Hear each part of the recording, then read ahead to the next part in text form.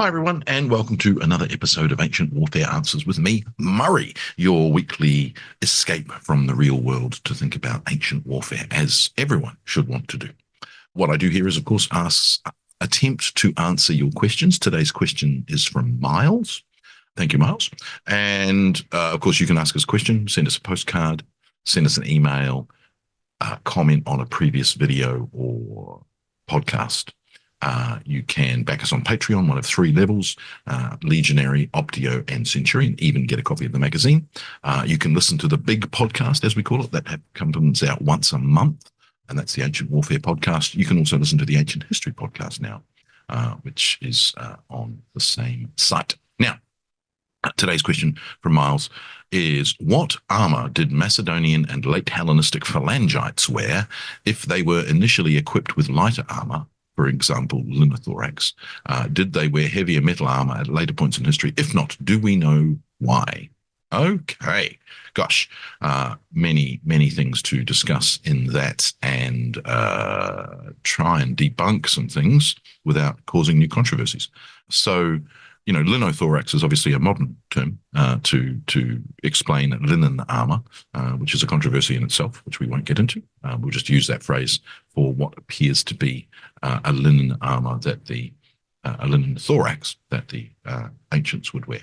Now, what you've got is, in most depictions of phalangites from all periods, they appear to be wearing some kind of linen armor, and they are more lightly armored than hoplites, mostly down to do with the shield, however.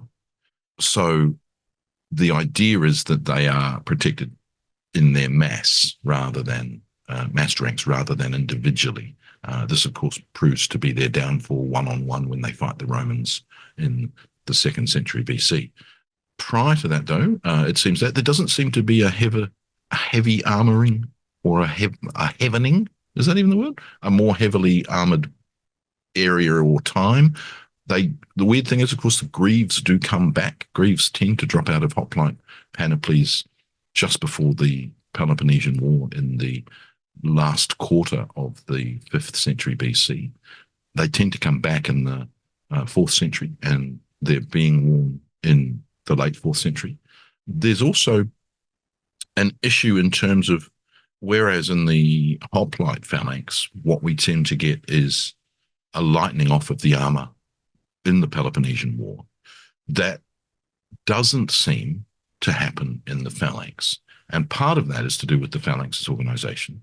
And I'll get to that in a minute. The other thing, of course, to remember is where we have artistic depictions of phalangites, they are either wearing what seems to be linen armor. We do still get muscled cuirasses in artistic depictions, but then at the same time, we also get Corinthian helmets, which are out of, they're anachronistic by that point. So is a muscled cuirass, but then the muscled cuirass stays until late Roman Empire and seems to have been worn. We don't have many of them surviving, but they're always the way to depict a Roman consul or a Roman general. Even, Honorius is shown wearing a muscled cuirass, which looks very similar to classical Greek hoplites. Now, you've, of course, got that idea. Now, one of the reasons for that is that the way that the phalanx is organized is, generally speaking, 32 deep, but it can be split into 16 deep. It can be split to 8 deep if you want to. The accordion-like nature of the phalanx, according to the Tactica manuals, it could be 2 deep. And so the idea that you would have men in the rear ranks less well armored doesn't work if you need to expand your phalanx or countermarch your phalanx, because your less well armored men are going to be vulnerably exposed if you have less well armored men somewhere. So when we look at the Tactica manual, this is the translation of Elian from 1989, you've got a file of 16. Sorry, 16 is the standard, not 32. That's the double depth that Alexander uses at Issus. Now, you've got 16, then 8, then 4. Now, you've got the best man of each file is first, and he is the commander of the file. You've then got the half file leader, you've then got the file closer. So you've got a man at each position in that as being the best man, the second best man, also a very good man. The idea of having good men as the file closers is that, if the phalanx is under pressure, good men at the back will keep the men in the middle there. And, by the time of Alexander's campaigns, they're all good men. They're all veterans. They've fought for a decade continuously.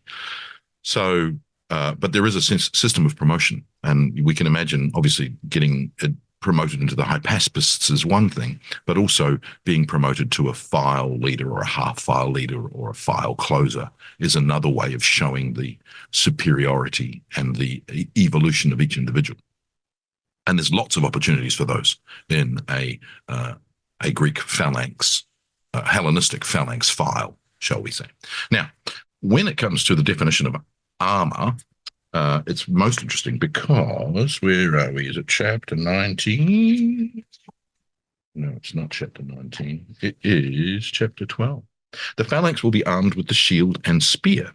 The best kind of shield is bronze in the Macedonian style. That's a pelte, which is smaller than an aspis of a hoplite. Although, again, later we do have phalangites with aspides type shields. The spear is not less than 10 cubits long and extends beyond the rank not less than 8 cubits. The longest spear is no longer than a strong man can conveniently use and wield. There you go. It is necessary that the file leaders, being the commanders of the files in the phalanx, should be the best of all troops, chosen so that they will excel the others in stature, strength, and experience. For this rank binds the phalanx together. Then one must likewise pay attention to those that follow in the second rank, for their spears extend beyond the men in the front rank, and the third rank, and then basically keeps going to the file closer. So in that sense, the best man has been sort of extrapolated into best equipped man, which is not what the source says. And so, in a sense, the idea that you've got best in terms of skill or recognized for bravery or experience or leadership qualities would somehow be reflected in their equipment is entirely understandable. And we've got later parallels of that in the Roman Empire. And certainly there seems to be a pride in phalangites in their armor. And so the idea that the one in the front would be less proud than the three behind him isn't necessarily true. I think the divvying up of spoils and things like that is probably, the leaders are going to get more of a proportion than the men themselves. But whether that makes a real effect in terms of their equipment is hard to know.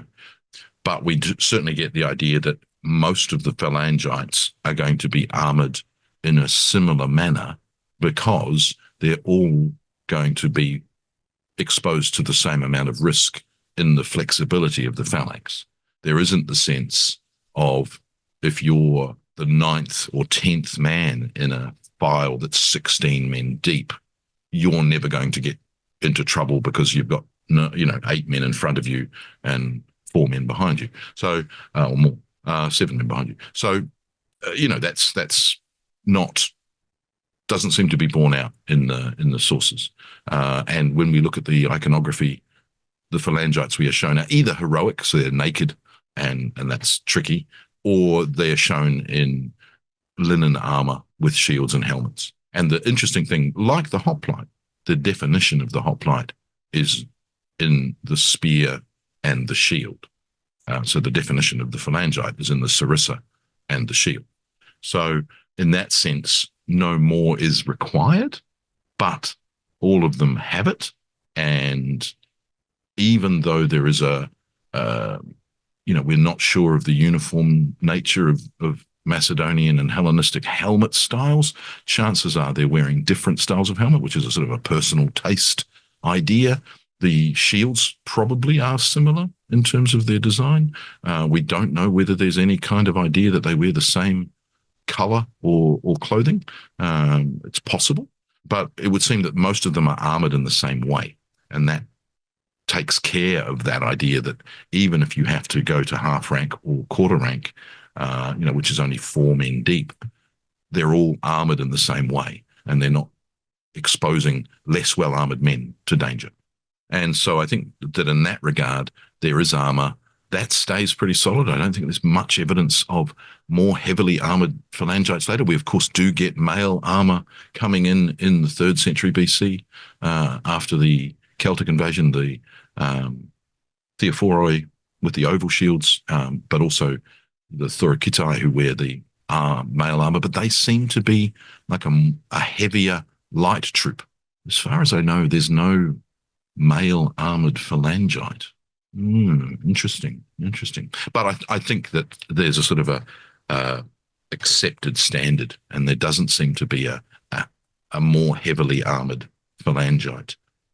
Elite in terms of experience, bravery, quality in terms of not running, but not in terms of more heavily armored. But that is the next question that Miles answered, which I'll try and answer separately. The idea of heavy infantry, which I fear is a modern thought that's permeated ancient thinking, who didn't have it necessarily. But more of that anon. So join me next time for another episode of Ancient Warfare Answers. Thanks. Bye.